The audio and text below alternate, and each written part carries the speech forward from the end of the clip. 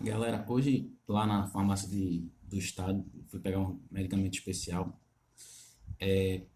Tinha um senhorzinho na fila atrás de mim e a gente tava conversando e tudo. E ele tava dizendo, pô, essa pandemia toda, e o pior é que essa vacina que vai vir aí eu não vou tomar não. Eu, gente, por que o senhor não vai tomar essa vacina? Ele disse, não, porque vai prejudicar a gente e tal. Aí eu tava tentando explicar pra ele, ó, o senhor tá indo pegar um remédio. A vacina é um remédio. E por que não a vacina? Então ele falou um pouco dessas teorias conspiratórias que correm por aí e tal. E eu tentei remover da ideia dele essa ideia de não usar vacina, mesmo porque era um senhor idoso e ainda por cima provavelmente tinha alguma comorbidade, né? E aí faz a gente pensar esses movimentos que são quase fanáticos, né? Porque entram numa espiral de teorias da conspiração e que uma teoria alimenta a outra e redes de pessoas que geram desinformação. E parece que a gente voltou a uns 100 anos atrás, né? E aí eu fiquei refletindo, como eu tenho estudado a questão de Canudos, como era esse movimento antigamente, como tem semelhanças com hoje em dia. Pessoal, Antônio Conselheiro, ele nasceu no interior do Ceará, numa cidadezinha chamada Quixeramobim. Ele era filho de um comerciante, e a mãe dele queria que ele entrasse para a ordem religiosa e tudo. E Antônio, na época, gostava muito, se identificava, tinha uma vocação muito forte.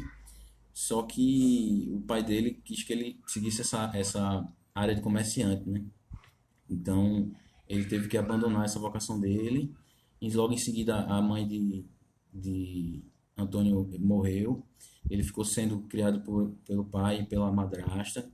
Há relatos de que ele sofria violência da madrasta, que ele teve um começo de vida difícil também por causa disso.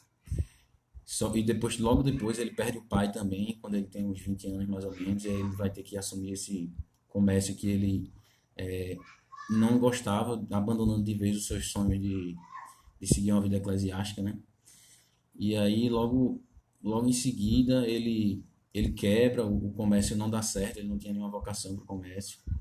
Ele sai meio que fugido da cidade dele e casa logo em seguida, e aí começa a exercer profissões de ensinar crianças em alguns municípios do interior lá do Ceará, do sertão do Ceará. Ele atuava também como advogado prático, né? Ele não tinha formação, mas ele entrava com petições e tal. E ele já tinha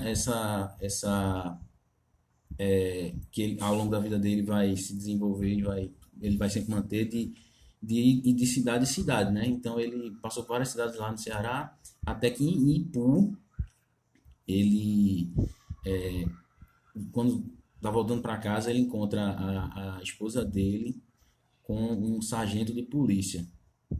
Então, isso foi um evento que mexeu bastante com a cabeça dele e tal.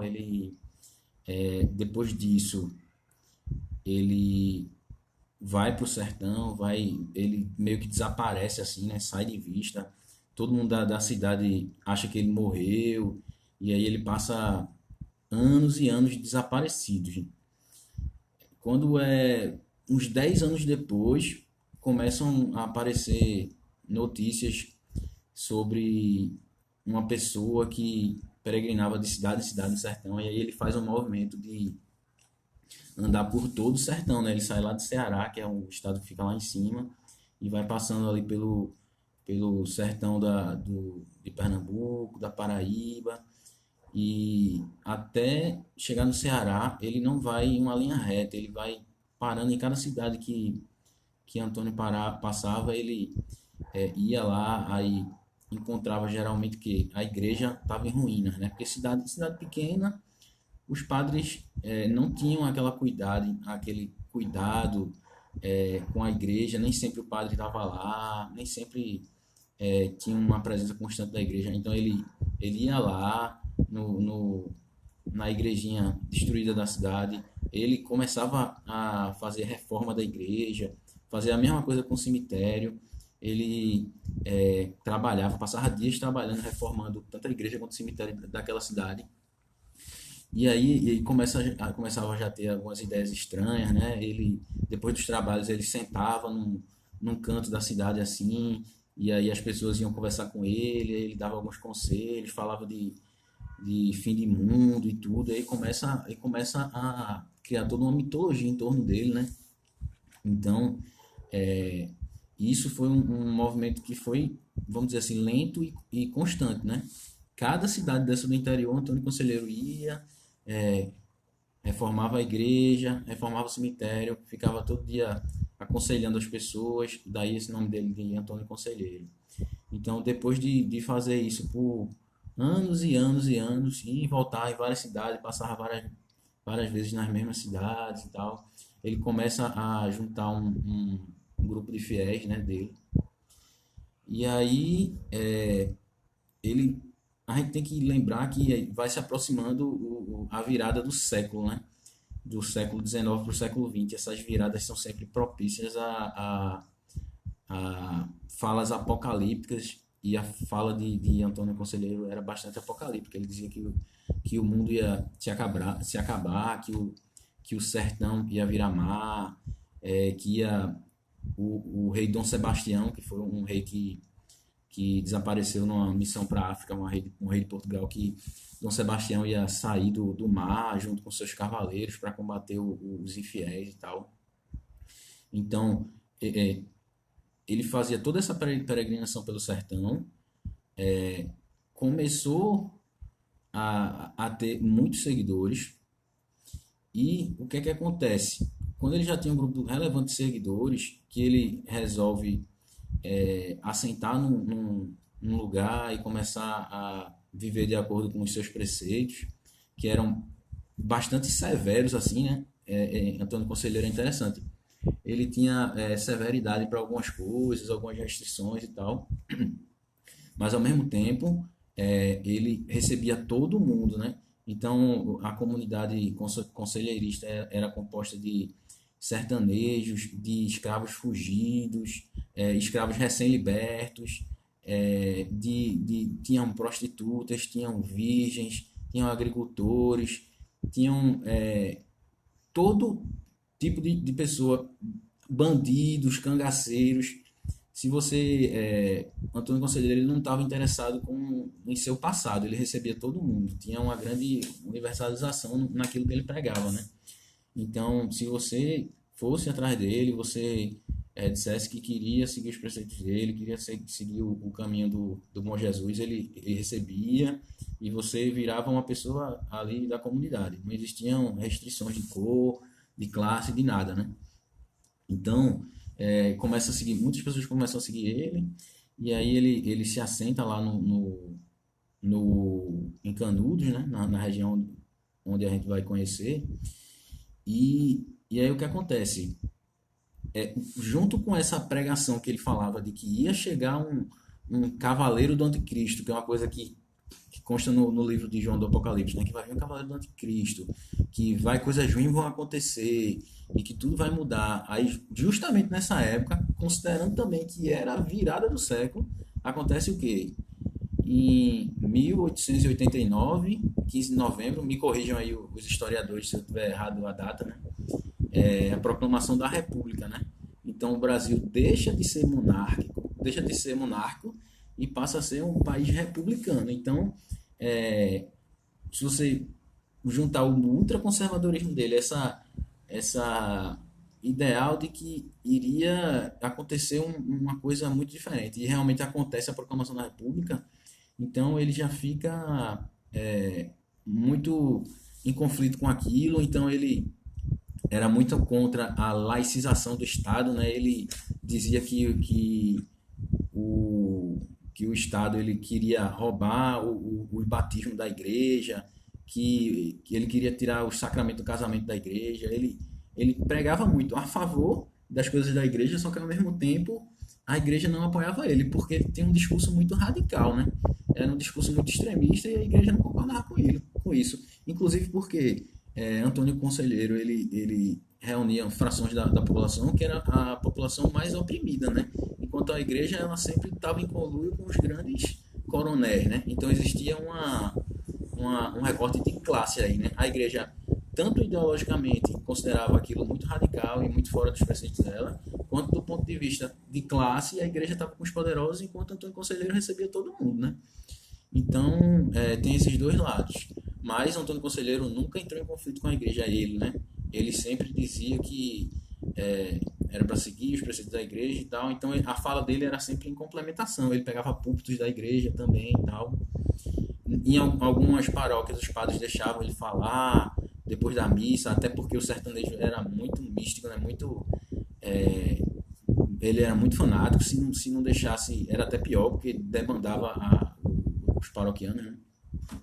Então era uma coisa meio misturada assim, né? Alguns paróquios não deixavam. Ao longo a questão de Canudos vai se desenvolvendo, a igreja vai ficar mais radical e aí vai ficar muito contra o Antônio Conselheiro. Mas no início existia essa relação meio que, a gente pode dizer assim, permite, pero não muito, né? Não apoia, mas também não proíbe. É uma relação promíscua, vamos dizer assim. Então, é o que eu estava falando.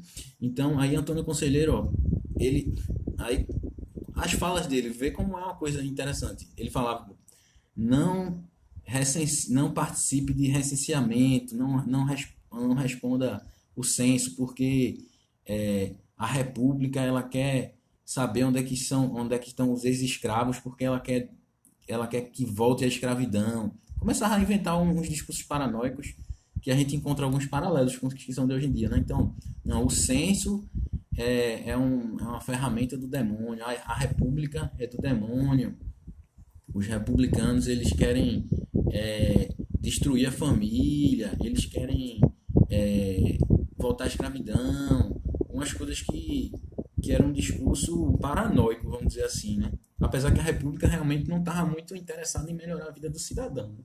Mas também as coisas que ele pregava não tinham nenhuma sustentação na realidade. Essa questão do censo é interessante, do batismo também que ele falava, e ele falava que a república era o anticristo, né? Então, o que é que acontece?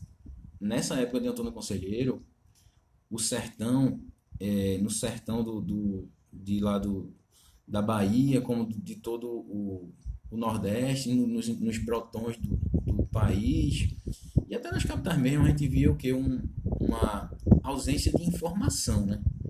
Então, esse fanatismo de antigamente estava relacionado a pouca informação que existia, e aí as pessoas seguiam um líder, né?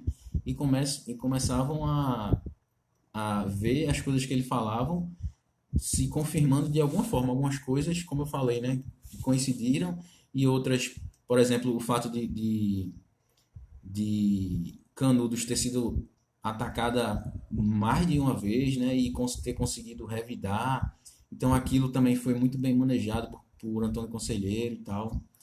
Então a gente pode relacionar com a ausência de informação e esse viés de confirmação de grupo, enquanto como se andava junto e tal, e aquela conversa de compadre, comadre. Hoje em dia é o contrário, né, pessoal? A gente tem um excesso de informação, só que as pessoas continuam seguindo, vamos dizer assim, os mesmos blogs. Então, pô, você é de direita, você segue aquele mesmo blog, aí você segue outro blog que também é de direita, e aí o cara vai naquele mesmo discurso paranoico. Então, ao mesmo tempo que existe um excesso de informação, as pessoas têm que também procurar informações de fontes diferentes. Então, pô, você tem um pensamento de esquerda, você vai ver tudo que é de esquerda, legal, mas você vai ver também um pouco de informação que seja de um grande veículo, ver alguma coisa da direita, porque senão você gera um viés de confirmação muito, muito grande, e isso pode fazer com que você esteja sempre confirmando aquelas suas teorias. E aí, para você virar uma pessoa fanática, é um passo. É isso aí, galera. O vídeo está completando 15 minutos. Acho que vou acabar por aqui e a gente conversa mais em outros momentos. Beijão para vocês e até a próxima.